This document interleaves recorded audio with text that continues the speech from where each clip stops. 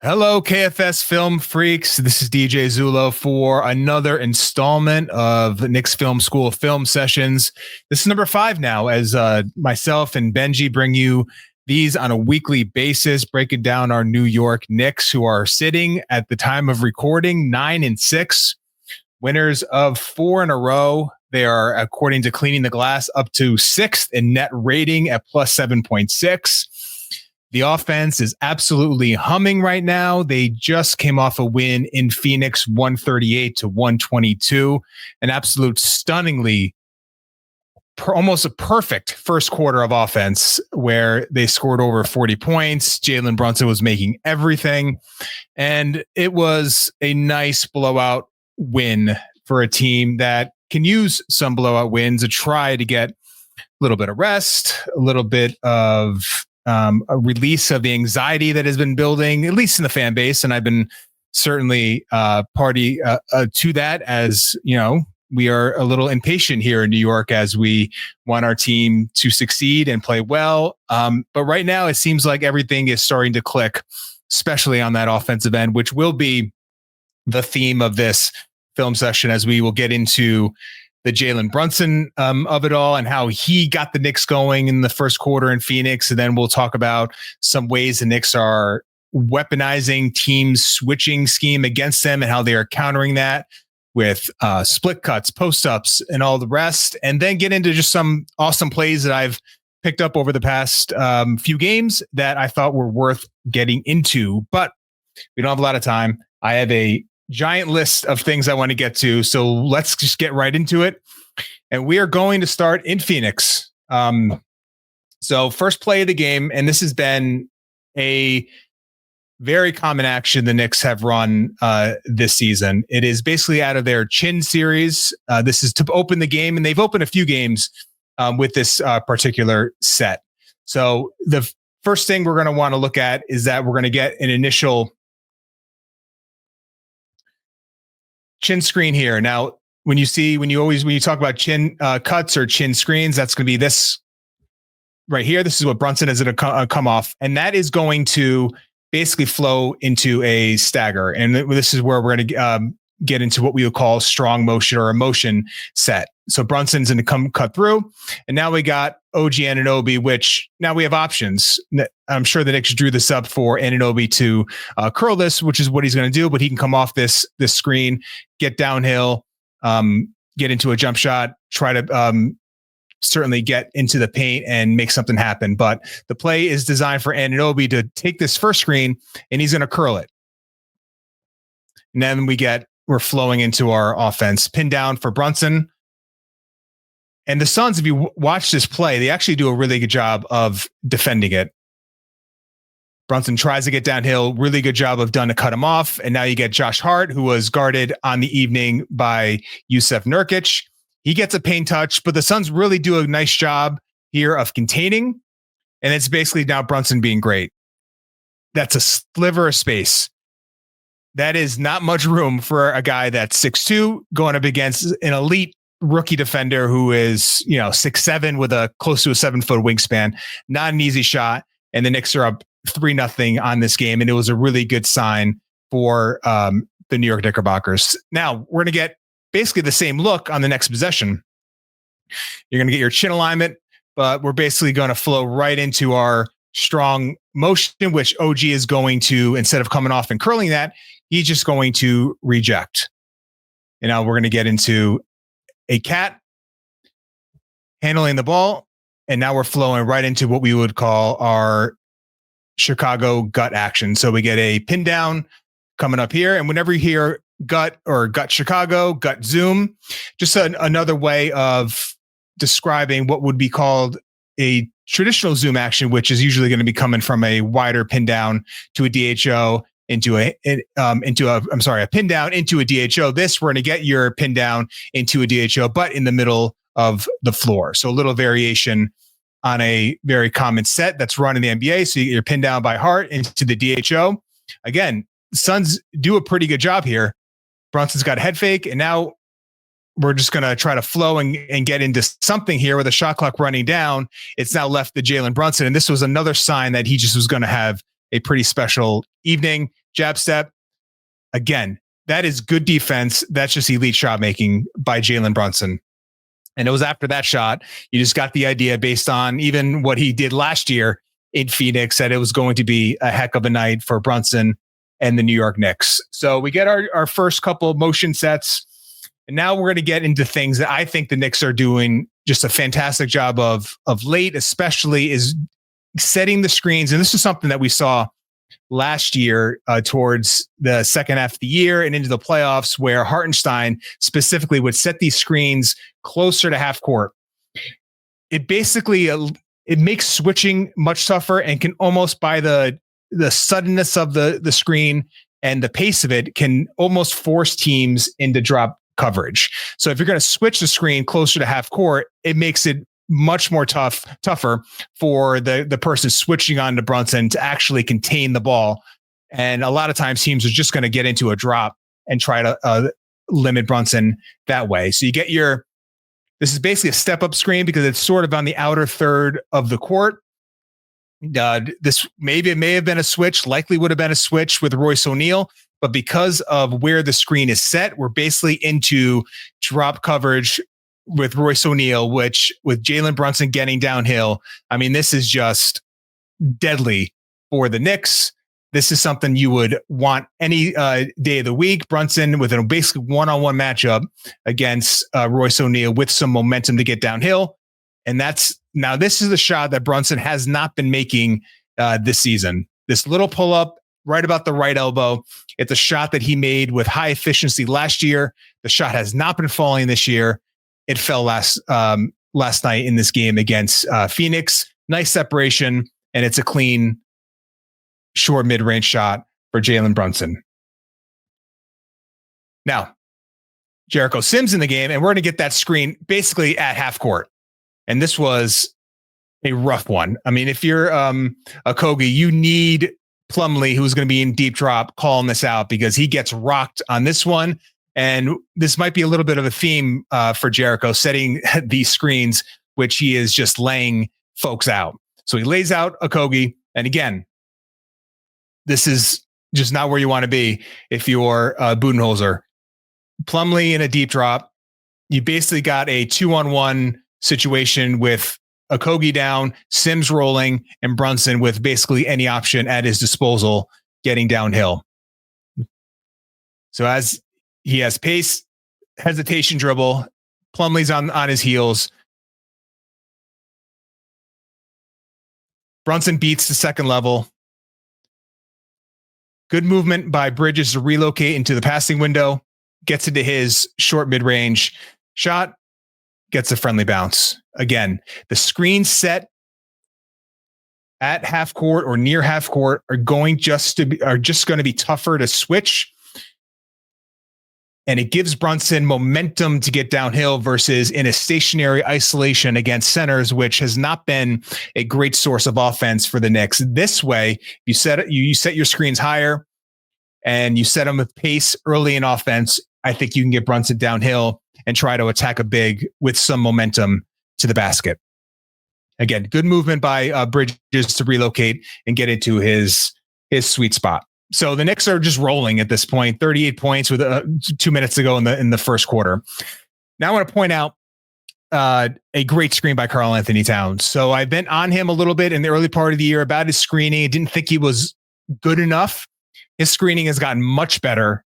And I don't think it's going to be a coincidence if you see Brunson sort of go off here a little bit offensively based on the screening improvement from Karl-Anthony Towns. So the Knicks are going to set up a double drag. Hart's going to set the first screen. Okogie is going to switch this one, I believe. So we get the switch. So now you get Booker onto Brunson, and this is what the Knicks are trying to do here. You do not want, in this situation, because of how Brunson is shooting and from this spot of the court, which is a very makeable pull-up, we don't want Booker chasing over the top here. We want him going under. And you can see by the angle of this screen, Towns is preventing the chase over the top. Booker could probably do a better job of getting over, but the angle of the screen is making that really tough. He's basically forcing Booker to go under the screen against a guy that is just on one in this game. And Brunson's just going to be able to step into a above the break three, and it's cash. Great way for the Knicks to get Brunson an open 3-point shot off the dribble. It wasn't all shooting. There was some drives in the game. Brunson gets a switch here. And we always talk about Brunson, and I think his athleticism tends to be a little bit underrated. His ability to just go by someone in short windows is really impressive. A little in and out dribble, gets his defender on the heels. Nice placement by the Knicks in terms of play design. You get your best corner 3-point shooter in the strong side. Allen can't commit. So, I mean, this is basically a stunt over to try to deter Brunson a little bit, but he can't leave Bridges alone in the corner. So Brunson gets a clean drive to the basket. Nice cut by Sims here, and it's an easy drop off and a finish. Just a brilliant offensive game by Jalen Brunson and the Knicks. So switches. So we got there an example of a switch. Brunson was able to beat it, get downhill. I think the Knicks are starting to get more comfortable against the idea of team switching, putting smalls on Towns, and figuring out ways to still have an elite offense. Now, the caveat to that is we still haven't seen it play at its apex against a great defensive team. And I think that will be the big test. Can they go against a team that has great defensive wings, that don't give up as many advantages and still produce good offense? That is a question that is still open-ended, but they are starting to get good reps in and having nice counters to teams switching. So the Suns did switch a fair amount. They did put smalls on Towns a decent amount. We're going to go to the Washington game where there was enough switching to where the Knicks can start to develop that chemistry with Towns and figure out ways to get him the ball in advantageous situations. So I like the decisiveness. Now, you're not going to see anything that is revolutionary. It's just, we're going to get a post up, and we're going to get a post up though that is going to be intentional and a flow type aspect to their offense based on how the defense is defending them. So we're running pick and roll. Wizards are switching this. Okay. Towns knows he's just running to his block. And you can already see Hart realize that the window here to make this pass is tight with Sarr coming over. Hart knows, and this is where Josh Hart really is a value add for the Knicks in terms of his ability to read the floor and make plays without scoring. So Brunson swinging this to Hart. Eyes are wide open. So Hart's either gonna try to hit that roll, or he's going to do exactly what he does, which is try to get Towns a post up here against Malcolm Brogdon. Big matchup disadvantage here. Towns has been, I think, pretty impressive as a post up player since coming over to the Knicks. You have Sarr, that's rookie defensive player. He knows his guy Brogdon is in a tough spot. He's going to get two eyes on Cat. OG reads that, cuts to the basket, over the shoulder pass, Jokic-esque, and it's a dunk for Anunoby. Okay, good job by the Knicks. Here we're going to get another situation where we get our switch. I like the Knicks are looking for that role, and we'll get into that. That is, I think, going to be the first read on all these. Try to get Cat getting downhill. That play is not open. Nurkic is already starting to creep in. He's got the Hart matchup. He's not worried too much about Hart as a floor spacer. Something Knicks are going to have to figure out and build counters to. Here's how they can. Here's one way to be able to manage that. Rolls taken away. Got to find the passing window. Get it to Bridges. And now Towns, with Bridges cutting through, can go to work in an isolation situation with, and this is, again, we're talking about Bridges in the strong side corner on that Brunson drive. We're going to get a red hot Jalen Brunson one pass away. Royce O'Neal is in no man's land trying to figure out if he commits. to the Towns double. He's leaving Brunson wide open. Does he stunt? What does he do here? It puts him in a very difficult position.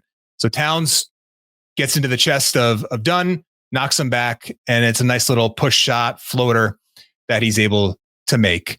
Good work by Karl-Anthony Towns on that one. Now, you're gonna notice we're gonna get a lot of former Knicks here on the screen because this is a play from last season, because I do want to illustrate an aspect to the Knicks' ability to beat switching defenses in their pick and roll game. So in this game against Brooklyn, this was second half of last season, Claxton was tasked with switching onto Brunson often and did a great job. Was a fantastic switch defender against Brunson in isolation. So the Knicks built in this aspect to their pick and roll offense, which is the concept is called screen below, stay below. So as you set this screen here, if you can stay below the man that's tasked with switching onto you and roll to the basket, so screen below, so you don't want to be on the high side. You don't want to be, the screen should not be here, should not be here. It's got to be right at one of the back pockets. So you set that screen there, and if you can roll to the rim while sealing that defender, it's almost impossible for that defender, in this case it's going to be Mikal Bridges, to try to get back into front and prevent this roll to the basket. It's a great concept. It's something I think the Knicks should tap into often. So Hartenstein rolls into space. Bridges can't get back. And then with shooting, of course, McBride and DiVincenzo in the corners, you don't get much help. Cam Johnson at the rim is no match for Hartenstein. So we take it back to the current year, and we can see the Knicks starting to utilize this. So we're going to get, this is in the Wizards game, we're going to get another switch situation.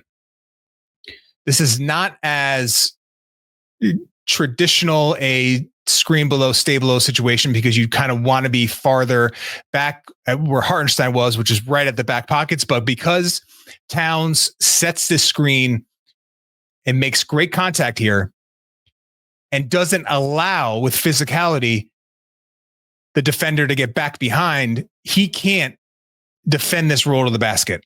So as you play through, screens below, and he keeps the defender on the high side. Empty corner on the strong side, and Towns gets right down to the basket. Corey Kispert is your low man, and it's just no match.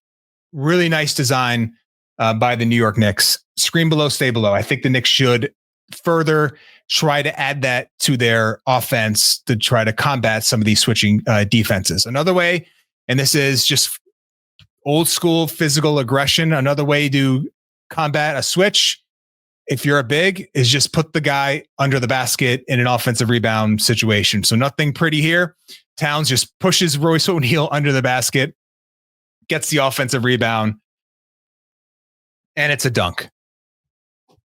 I actually looked today, Cleaning the Glass had the numbers. Knicks are in the top 10 in terms of starters, the starting lineup, top 10 in terms of offensive rebounding rate, which is a good sign. The key, we knew they wouldn't be the best in the league. They probably wouldn't be even top 5 in the league. But if they can be, average, maybe slightly above average in offensive rebounding, considering the improvement, the drastic improvements in terms of shooting the basketball, it's going to be a big thing for the New York Knicks. We're sticking on this team. It's really important. It's not just the Towns Brunson aspect that teams are switching. They're also switching. A team like the Nets, they switch as much as any team in the league. You want to utilize the Karl Towns passing, and you want to create confusion. One of the great ways to do that, and this has been something that a team like the Warriors have leaned on for years now, is you get your high posts, and this is like if it's a Draymond Green, you get your split cuts here at the top of the key with Bridges and Anunoby, and you try to create confusion with a lot of options here. And Anunoby is going to back cut this. Simmons and Thomas just for a split second kind of stay with Bridges, and it's a dunk. Great way for the Knicks to utilize the Towns passing and the switching defenses, which is becoming more and more in vogue in the NBA. All right. So we've talked about the Brunson performance against Phoenix. We talked about switching and how Cat can really leverage his ability as a post player and his screening to try to have counters built in with that. Now we're just going to get into some really, I thought, unique and awesome actions the Knicks were using before we wrap up, just to give you guys a sense of some of the things that I am seeing and things that I can, that I'm looking for. So this is very commonly referred to as a gator option. So Josh Hart, as your ball handler, is going to have a couple of options here. We're going to play this through. First thing is that we're going to get an empty side pick and roll, or empty corner pick and roll. This corner is not filled. And then we're going to get a pin in screen here. Hart has an option just to utilize the Towns roll to the basket, or he can hit the corner three. Now, what this play is going to do is that it's really going to put a lot of pressure on this person right here. And we're going to play this through once, and we can sort of talk about the pressure that's putting on the low man defender. So as Hart comes off this ball screen, you get this pin in that Anunoby is setting, and Cam Johnson is basically caught in a really, really difficult spot. Let's play this through one more time. It's a really nice action by the Knicks. So let me bring that back a little bit. Just keep an eye on what Cam Johnson is dealing with here with the roll of the basket and the corner weak side action. So as Hart comes off, you can see Johnson has his eyes on Anunoby. He knows this pin in screen is coming. Simmons is pointing, likely to tell Johnson that he has a roll to the basket, and it's his responsibility as the low weak side defender to be the last line of defense at the rim. But Johnson's got the pin in screen to worry about, and he just doesn't get back in time to get the basket, to defend the rim against the Karl Towns roll to the rim. Nice pass by Josh Hart, who continues to just add value as a playmaker for that. I think he's been just fantastic, passing the ball, rebounding the ball, of course, and just being the sort of Swiss Army knife that the Knicks need. All right, so we're moving along here. We're in the Washington game. We're going to get a brush screen and a screen away. So the brush screen is basically going to be this little rub there that Towns doesn't really accomplish much, but it just sort of, it's a false action to disguise what his job is really going to do, which is veer off on this one. And he's going to veer off, and he's going to set this pin in this away screen in this area right here, and see we get a little two-man action out of it. So Towns sets that brush screen, and now we get an away screen for Anunoby. Shot off the catch is not there. So Anunoby could, I mean, he has a lot of options here. He can shoot that. He can even curl it and try to get to the basket. It wasn't there. So we're going to basically get a two-man game with Anunoby and Towns. Towns pops it. Anunoby is able to hit it. Sarr close out, but doesn't close out hard enough. And it's an open three. Good set by the Knicks. Nice way for Towns to get an open 3-point shot. Phoenix game.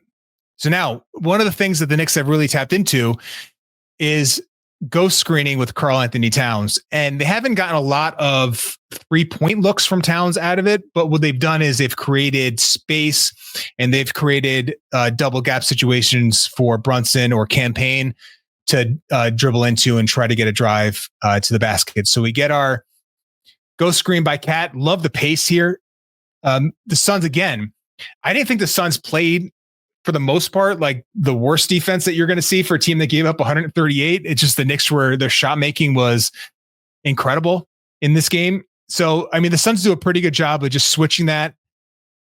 They don't create the confusion that you normally would see, but you get the switch against Brunson. And here he is. I thought defended well. And this is where the Knicks and their ability to just move without the ball. Another nice cut by Bridges. Getting into the paint. Nice jump stop into the middle of the lane, and he is able to make that short mid-range shot. Cat ghost screening, I think, is something they continue to utilize. It's a really effective action for teams, or really difficult action for teams to guard. His shooting is that good, and his ability to create space for Brunson or any of their point guards or guards is really, really effective. if you were paying attention last year, we know we got a lot of triangle aspects to the Knicks offense with Hartenstein as your hub. One of the ways that the Knicks really tapped into it was this blind pig action. So we can get basically a chin alignment look where Brunson, we saw that in the first clip where Brunson's going to come off this screen, cut through. But if you're going to get a defender, and this is Brogdon defending out high, and he's going to be in this position here, hard to get the ball to Brunson. So here's your outlet, and Brunson could just plant, and then it's a backdoor blind pig action, which the Knicks started to utilize last year, and Towns sets a screen for good measure. This is where the Towns gravity really, I mean, it stresses your defense out in such a way. It's to bring that back a little bit. So if you're Kuzma and you see this pop here, so Towns stays. Kuzma basically is guarding 2 at this point. He's got the Anunoby assignment here on the wing, but he sees that 2 are going to the ball with Brunson.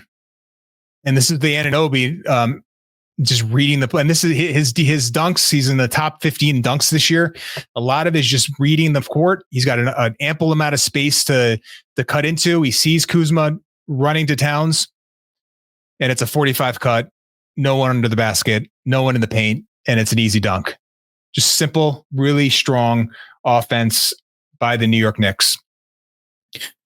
All right, so this is one where it started last year when the Knicks got Bogdanovich. They brought this action out, and it stayed in the playbook.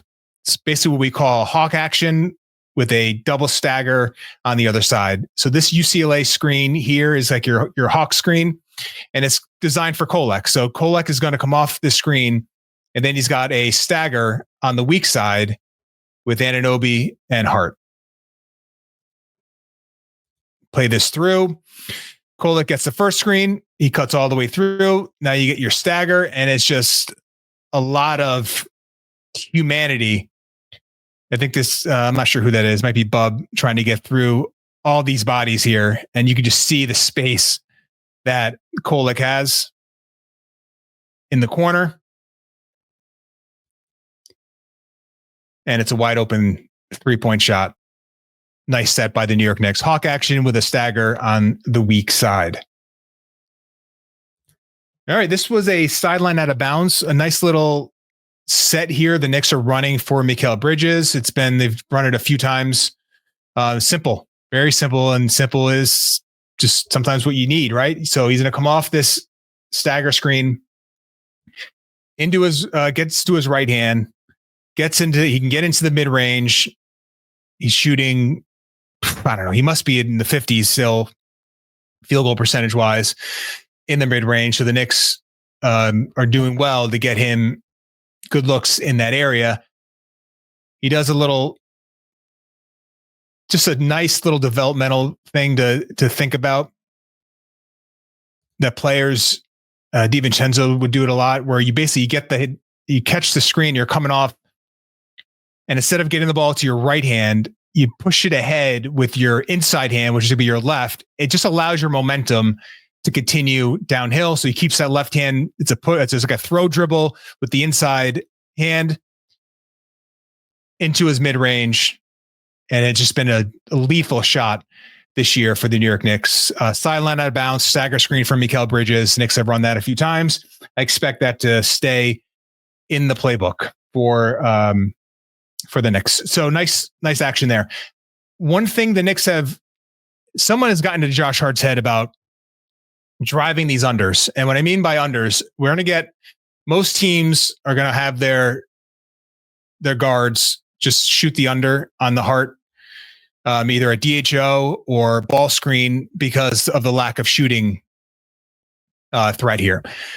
One way to counter that is to eat up space and to try to beat them to the spot. Because if you're going over the top of this, if you're going under the screen, you're basically allowing the separation here for Hart to get some space downhill. So as Hart gets this DHO, Brogdon goes under, and Hart just takes the angle and gets all the way to the basket. And I've seen this time and time again over the last several games. It seems to be a very conscious decision here. So we get a switch, and now Cam Thomas is on Hart. Brunson's going to come over, and now he's going to be the screener. Again, Thomas is trying to shoot the under here, but he just doesn't have the angle to be able to get back and prevent this drive. And Hart is really explosive getting downhill with space, especially. So it's basically driving the gap. Nice lob to Sims, coming over from the dunker spot, and a finish. Josh Hart's lob throwing has improved this year. The Knicks have, since the RJ trade, not really had a guy that can consistently get the ball up high for a guy like Sims or when Mitch comes back. So as hard as he's improved, and until Kolek is playing at a more consistent pace, he's going to probably be the one threat in terms of lob throwing on the Knicks. So Josh Hart driving these unders, key. Here again, Thomas goes under. Hart drives it, gets into the paint, plays off two. Nice little push shot. He's been fantastic in the short mid-range this year to start. So we go from Hart into Karl-Anthony Towns as a playmaking hub. I've loved their zoom actions with Towns as the ball handler, because he not only brings the threat of the shot, not only brings the threat of getting handing the ball off in the DHO, but it's the drive here that is just so hard to guard. So we're going to get I'm going to just run that back a little bit so you guys can get the whole feel. Remember, when we talk about Zoom or a Chicago, it's a pin down and then coming over and getting a DHO. And then you try to get downhill. You can run pick and roll with the big handing off the ball. A lot of options here, but just a fantastic option is just keeping it and getting downhill. Because what it does is when you have a 5-out alignment, and I think this gets a little lost when we talk about 5-out and its ability to create really good offense, it can. But one of the downsides is that if you don't have movement, if you don't have actions built in to create driving lanes, you basically get what we would call single gaps all over the floor. So a single gap is basically if you have a defender one pass away. I mean, these are single gaps on either side of the floor. You can manipulate the geometry of the court with actions like Chicago or Zoom. So when Bridges goes to set that pin down, it's only for a moment, but you get this now almost a double gap here for Towns to drive into.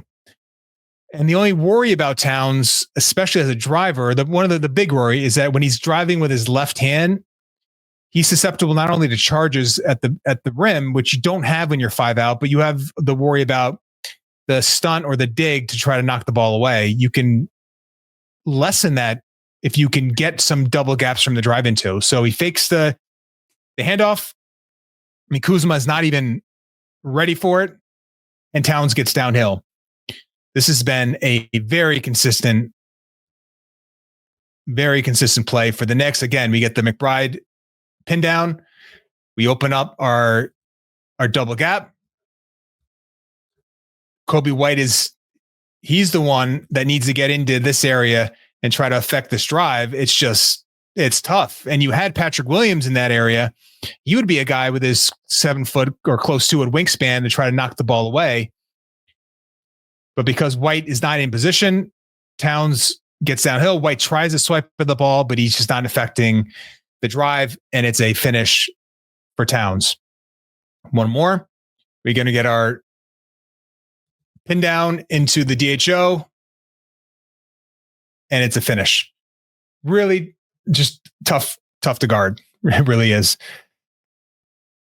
Knicks have utilized other aspects or other actions to get into their zoom. This is a pistol. set. So we're going to get basically a pistol zoom. So when we talk about pistol, very common set in the NBA, 3-man action. So you get your trailing big involved. You get your player in the far corner and then your ball handler. And there's just endless amount of options here that we can flow into. Payne can get into a dribble handoff. He can hand it to Bridges, who can run pick and roll with Towns. Payne can just fake the handoff and just get all the way to the rim. A lot of things you could do, including getting your alignment for your zoom action. So he hands it to Bridges, back to Towns. And now, if you're the Nets, you're thinking, all right, we're going to get a pin down, we're going to get a DHO, and we're going to get Payne to his left hand getting downhill. But Payne does something interesting. He just rejects that pin down. And because of the scout, I'm sure, and because this has been a really effective play for the Knicks, the Nets are just not ready for it. Cut to the basket. OG, good movement off the ball into the dunker spot, and it's the finish. Solid job by the New York Knicks. And then the final play, we talked a lot about screening. Towns' improvement as a screener. Sims has just been a monster screener this year. It's not just the screens that are just putting guys on the floor. It's the subtlety and the technical aspect of his screening that is improved. Knicks lost that with Hartenstein, who is as good a screener as you're going to get in the league. But Sims has gotten better. And we see here, we're going to get an ice situation. And we talk about ice. Remember, it's keeping the ball on the sideline. Don't want to get Brunson going middle. So we're going to get shade to the baseline. Sims does a nice job here. So the screen is coming, and he's going to set it for Brunson to get to his left hand.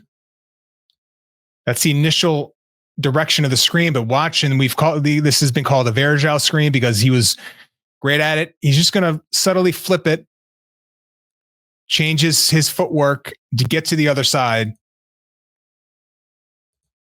flips the screen, and we get Valanciunas in a drop. And Brunson, who has not been making this shot with the same regularity, but he is just lethal right around this area, coming off the screen to his offhand when teams are going or over the top, chasing over the top in a drop coverage.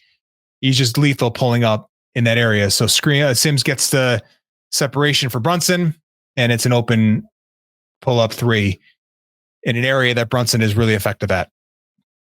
Really nice job by Jericho Sims, who I think is just continues to give the Knicks 15 minutes a night, or close to 15 minutes a night, of just quality backup center minutes.